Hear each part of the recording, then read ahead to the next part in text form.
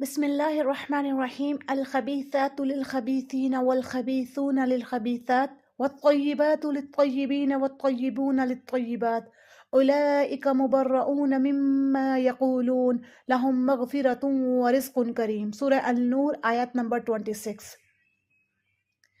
ناپاک عورتیں ناپاک مردوں کے لیے اور ناپاک مرد ناپاک عورتوں کے لیے، اور پاک عورتیں پاک مردوں کے لیے اور پاک مرد پاک عورتوں کے لیے۔ یہ پاک لوگ ان بدوغاؤں کی باتوں سے بری ہیں اور ان کے لیے بخشش اور نیک روزی ہے۔ نمبر 1، اس کا مفہوم تو یہی بیان کیا گیا ہے کہ جو ترجمے سے واضح ہے۔ اس صورت میں یہ الزانی لا ينکح الا زانیۃ کے ہم معنی آیات ہوگی، اور خبیثات اور خبیثون زانی مرد اور عورت، طیبات اور طیبون سے مراد پاک دامن عورتیں اور مرد ہوں گے۔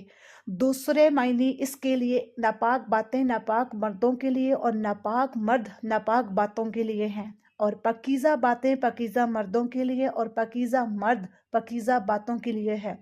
اور مطلب یہ ہوگا کہ ناپاک باتیں وہی مرد اور عورت کرتے ہیں جو ناپاک ہیں، اور پاکیزہ باتیں کرنا پاکیزہ مردوں اور عورتوں کا شیوا ہے۔ اس میں اشارہ ہے اس بات کی طرف حضرت عائشہ رضی اللہ تعالی عنہا پر ناپاکی کا الزام عائد کرنے والے ناپاک اور ان سے اس کی بریت کرنے والے پاک ہیں۔